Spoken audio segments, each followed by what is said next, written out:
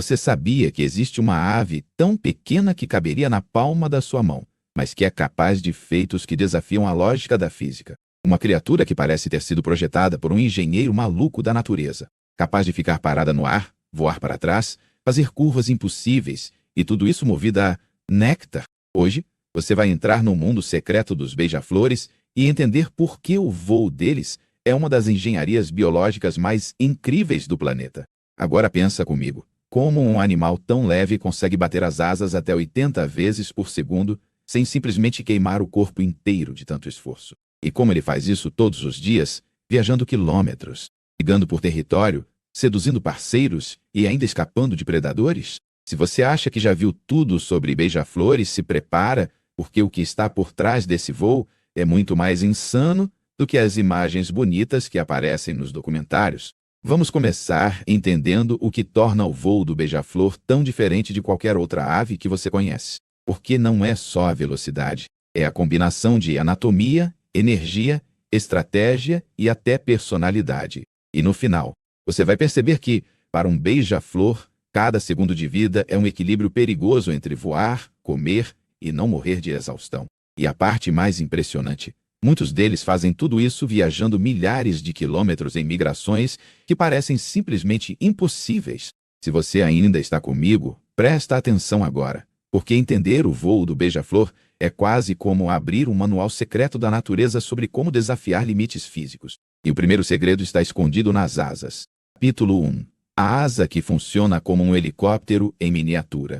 Quando você pensa em pássaros voando, provavelmente imagina um bater de asas para cima e para baixo, empurrando o ar para baixo para gerar sustentação.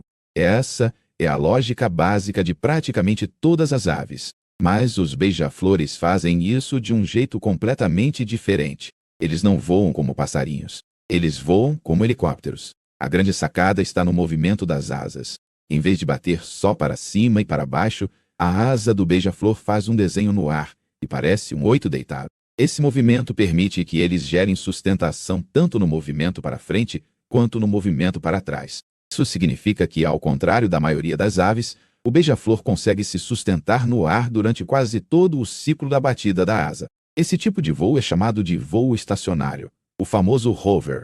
É exatamente o mesmo princípio que um helicóptero usa para ficar parado no ar. Só que, enquanto um helicóptero tem pás gigantes e um motor absurdo, o beija-flor faz isso com uma asa de poucos centímetros, movida por músculos que representam cerca de 30% do peso do corpo. Imagina se um terço do seu corpo fosse só músculo de peito, dedicado a mexer o braço numa velocidade surreal. Seria praticamente impossível manter isso sem desabar de cansaço. E aí entra um detalhe que pouca gente percebe. Esse hover, esse voo parado no ar, não é um luxo, é uma necessidade. O beija-flor não tem patas adaptadas para ficar pousado se alimentando como outros pássaros. Muitas flores que ele visita são finas, pendentes, sem espaço para se apoiar. Então ele teve que resolver o problema. Como comer parado sem ter onde ficar em pé? A resposta foi transformar as asas em suspensores aéreos. Agora repara no seguinte: se ele consegue voar parado, ele também consegue ir para trás, para o lado, fazer microajustes no ar com uma precisão absurda. Isso torna o beija-flor um dos pilotos mais manobráveis do reino animal. Só que essa manobrabilidade tem um preço, e você vai entender qual é esse preço quando a gente falar de energia. Antes disso, tem um outro segredo escondido nas asas que quase ninguém nota. Capítulo 2. Frequência absurda. O coração e as asas no modo turbo. Vamos colocar números nesse show todo. Dependendo da espécie, um beija-flor pode bater as asas entre 20 e 80 vezes por segundo. Em algumas filmagens de alta velocidade, as asas parecem um borrão, como se fossem pura energia vibrando no ar. Agora tenta imaginar o seguinte: se você tivesse que abrir e fechar os braços 80 vezes por segundo, por quanto tempo você aguentaria? Alguns segundos? Talvez nem isso. Esse é o nível de esforço que o corpo do beija-flor enfrenta o tempo todo. E não é só a asa que trabalha em modo turbo. O coração a acompanha. Em repouso, o coração de um beija-flor pode bater algo entre 250 a 500 batimentos por minuto. Em voo ativo, principalmente quando está em perseguição ou defesa de território, isso pode ultrapassar 1000 batimentos por minuto em algumas espécies. É como se o corpo estivesse dirigindo um carro de Fórmula 1 no limite, 24 horas por dia. Agora pensa na loucura metabólica disso. Para um corpo tão pequeno, manter essa máquina rodando exige uma quantidade imensa de energia. Proporcionalmente, o beija-flor é um dos animais com maior taxa metabólica do mundo. Em termos bem simples, ele queima energia tão rápido que, se ficasse sem comida por poucas horas durante o dia, poderia literalmente morrer de fome, mesmo estando perfeitamente saudável. Se você ainda está comigo, olha essa comparação. Se um ser humano tivesse o metabolismo de um beija-flor, ele precisaria consumir algo como centenas de milhares de calorias por dia, e ainda assim teria dificuldade de se manter em pé. O nível de gasto é tão alto que uma das maiores preocupações diárias do beija-flor é simplesmente não ficar sem combustível. Mas como ele consegue abastecer esse motor alucinado? A resposta está no néctar, e também em um detalhe que muita gente esquece: proteína. E é exatamente nesse ponto que a gente entra em uma das adaptações mais brilhantes dos beija-flores. Capítulo 3. O tanque de combustível. Açúcar, insetos e um corpo feito para queimar. Quando você vê um beija-flor visitando uma flor, parece uma cena delicada, quase poética. Mas na visão fisiológica, ali está acontecendo um reabastecimento de emergência. O néctar das flores é basicamente açúcar diluído em água, e é esse açúcar que alimenta o motor do voo. O beija-flor é um verdadeiro viciado em açúcar, mas de um jeito altamente eficiente. A língua dele é uma obra-prima da adaptação. À primeira vista, parece só fina e comprida, mas na verdade é uma língua que funciona como duas microcolheres tubulares dobradas. Se abrem dentro do néctar e capturam o líquido usando forças físicas quase microscópicas. Em frações de segundo, ele consegue lamber o néctar várias vezes, enchendo o bico de energia doce. Agora, o ponto que muita gente erra: beija-flor não vive só de néctar. A base energética sim é o açúcar, mas faltaria algo essencial se ele não comesse mais nada: proteína. Para construir músculos, penas, reparar tecidos, ele precisa de aminoácidos, que não vêm do açúcar. E aí entra um prato que não aparece nas fotos bonitas: pequenos insetos e aranhas. Sim, o beija-flor também é um mini caçador aéreo. Ele captura minúsculos insetos em pleno voo ou nas flores que visita. Isso garante a proteína necessária para manter toda aquela musculatura em forma. Sem esses microinvertebrados, o beija-flor teria um corpo desnutrido, fraco, incapaz de sustentar aquele batimento de asas insano. Agora vem o detalhe mais impressionante: o tempo. Esse bicho precisa comer várias vezes por hora. Em algumas situações, ele passa a maior parte do dia se alimentando. E se ele ficasse um dia inteiro sem acesso a néctar suficiente, poderia literalmente colapsar. É como se o tanque de combustível esvaziasse com velocidade absurda e a única forma de sobreviver fosse abastecer quase o tempo todo. Se você ainda está aqui, se prepara, porque tem uma pergunta que parece inevitável. Se ele gasta tanta energia assim, como é que consegue dormir sem morrer de fome? O que acontece durante a noite quando não tem flor aberta nem luz suficiente para voar? A resposta é uma estratégia que beira a ficção científica. Capítulo 4. O modo economia de energia. A hibernação em miniatura. Imagina que você pudesse apertar um botão no seu corpo à noite e colocar tudo em modo economia extrema, quase desligando as funções básicas para sobreviver com o mínimo de energia. Pois é isso que o beija-flor faz. E o nome dessa estratégia é torpor. Torpor é um estado fisiológico em que a temperatura corporal do beija-flor cai drasticamente. O metabolismo desacelera, o coração reduz os batimentos, e o corpo inteiro entra numa espécie de semi-hibernação de curta duração. É como se o beija-flor desligasse temporariamente o modo Fórmula 1 e estacionasse na garagem com o motor quase frio. Por que isso é tão importante?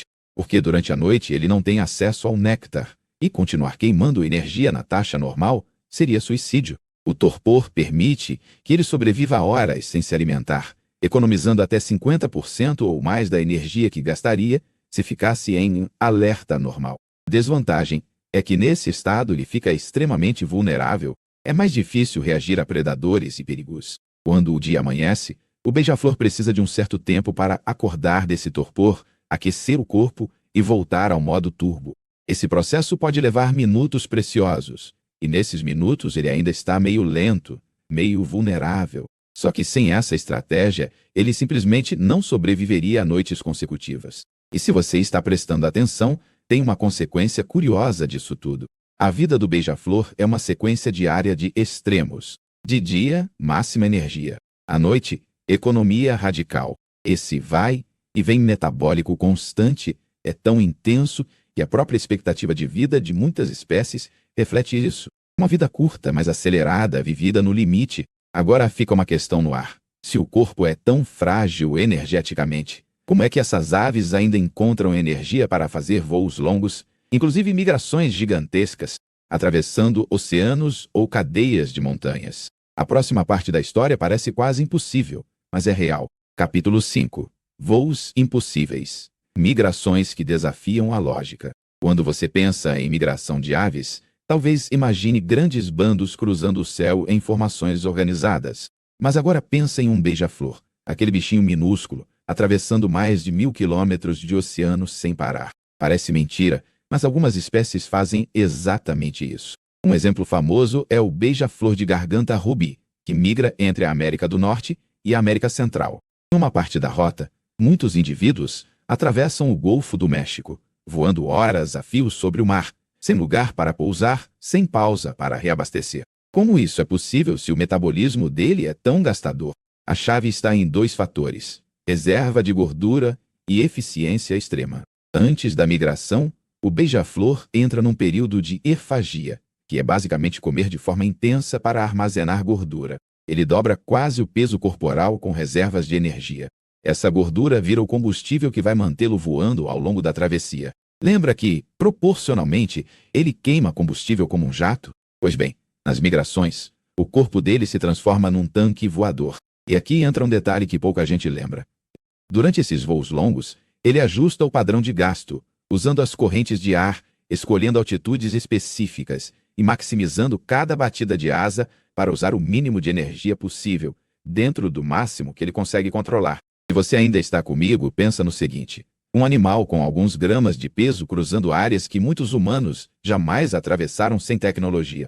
É como se fosse uma mini nave biológica, voando sozinha no escuro, guiada por instintos de navegação, memória de rotas, posição do sol, talvez campo magnético. E tudo isso com um cérebro minúsculo, mas extremamente adaptado para a orientação espacial. Agora, se esse voo já é absurdo, tem mais uma camada que deixa tudo ainda mais impressionante.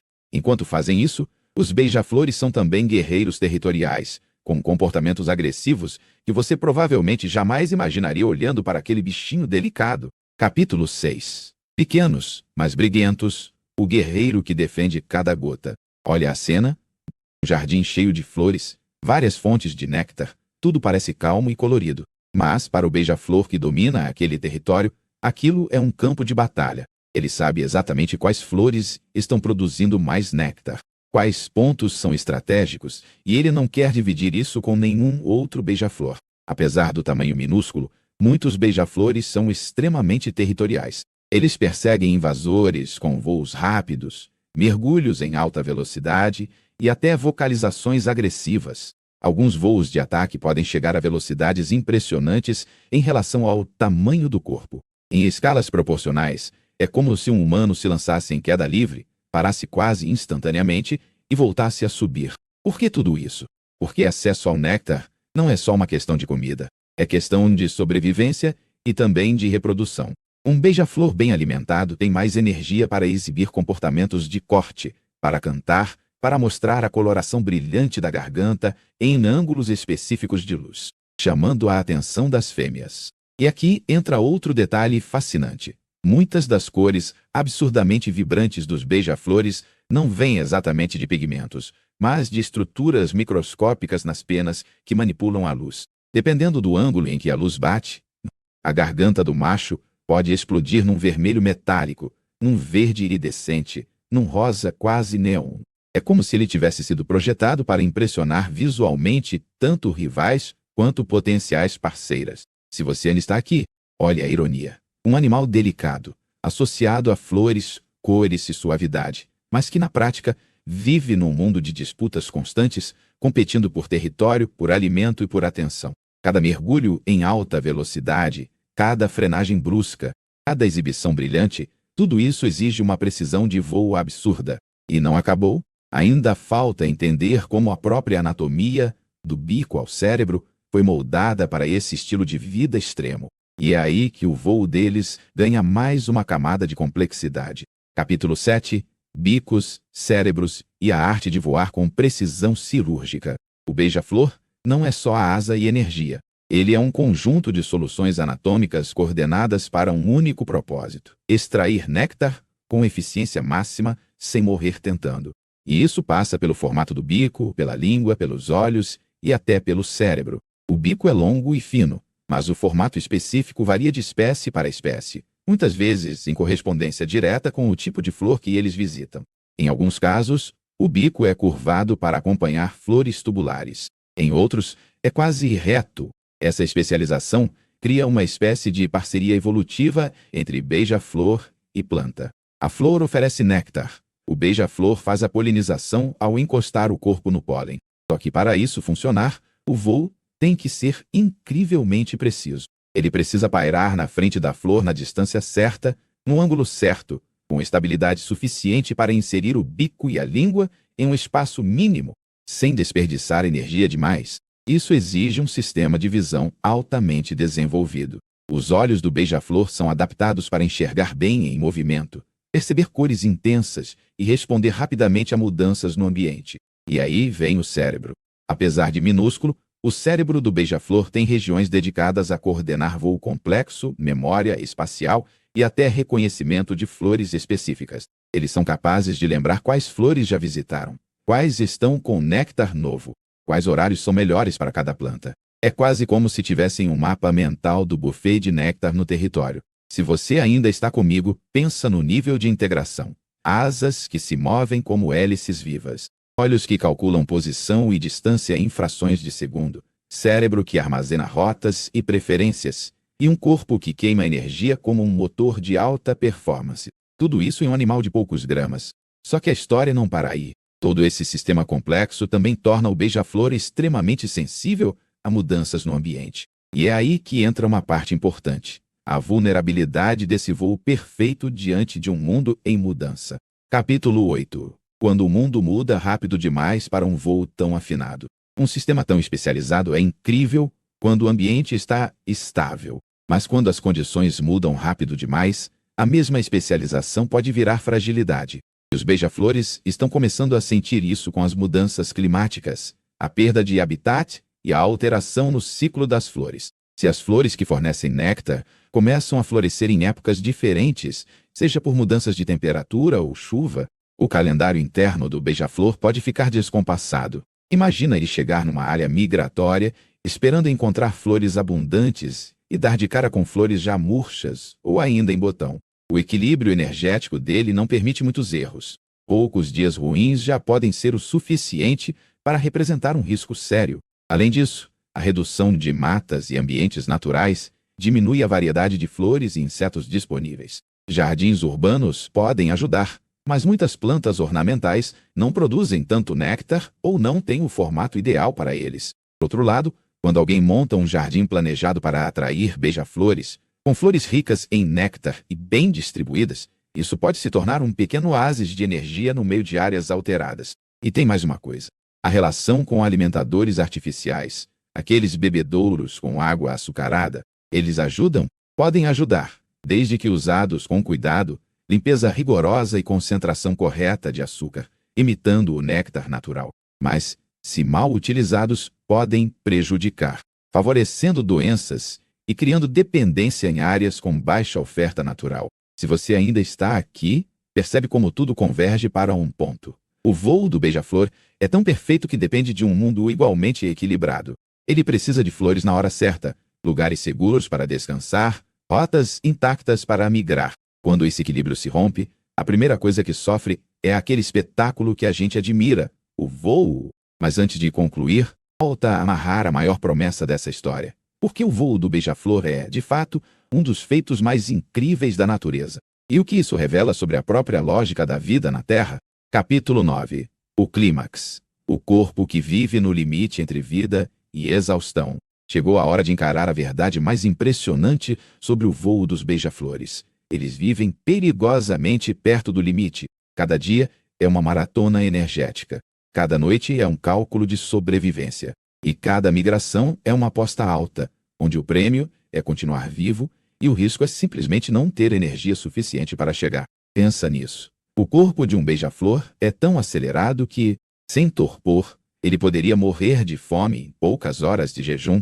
O coração bate tão rápido que, comparado a nós, seria como viver uma vida inteira no ritmo de um ataque de adrenalina. As asas se movem numa velocidade tão absurda que, em poucos minutos de voo intenso, ele já gastou a energia que você talvez gaste em um dia inteiro de atividades leves. Se você ainda está comigo, agora junta todas as peças. Voo estacionário, manobras em todas as direções, viagens impossíveis, brigas territoriais violentas, exibições de corte com luz e cor, alimentação quase constante, sono em torpor, cérebro especializado, bico adaptado, língua em alta tecnologia biológica. Tudo isso orquestrado num corpo que pesa menos que uma moeda em muitos casos. E aqui vem a reviravolta mais profunda. Esse extremo não é um acidente. É uma estratégia evolutiva que deu certo. Enquanto muitos animais apostaram em força, tamanho ou armadura, o beija-flor apostou em velocidade, leveza e eficiência energética extrema. Ele não sobrevive a despeito do seu voo insano. Ele sobrevive por causa do seu voo insano.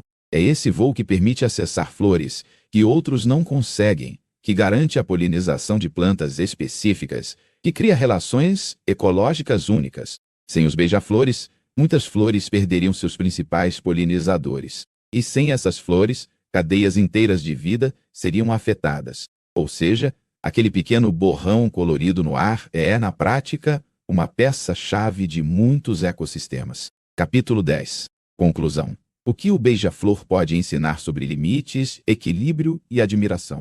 Então, o que fica depois de entender, de verdade, o incrível voo dos beija-flores e suas adaptações? Primeiro, a noção de que tamanho não define complexidade.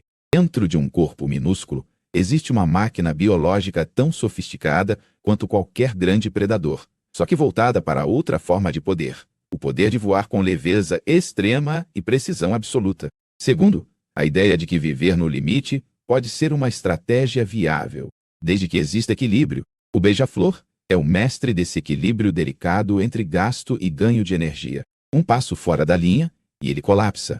Mas, enquanto tudo está em sintonia, ele se torna praticamente imbatível no que faz. Terceiro, uma lição óbvia, mas que a gente às vezes esquece. Tudo isso depende do ambiente. Flores, insetos, árvores, clima, água, ciclos naturais. Se a gente desmonta esse cenário, o beija-flor perde o palco onde seu voo faz sentido.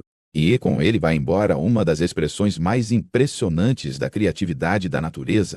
Se você chegou até aqui, agora, da próxima vez que vir um beija-flor pairando no ar, não vai estar vendo só um pássaro bonitinho bebendo néctar. Vai estar vendo um helicóptero biológico em miniatura, um atleta extremo, um guerreiro territorial, um migrante de longas distâncias e um especialista em equilíbrio energético. Tudo comprimido em alguns gramas de pura adaptação. E já que você agora conhece os bastidores desse voo incrível, eu quero te convidar a fazer duas coisas. Primeiro, observa mais. Se tiver oportunidade, plante flores que atraem beija-flores. Crie espaços onde eles possam se alimentar de forma natural. Segundo, compartilha esse conhecimento.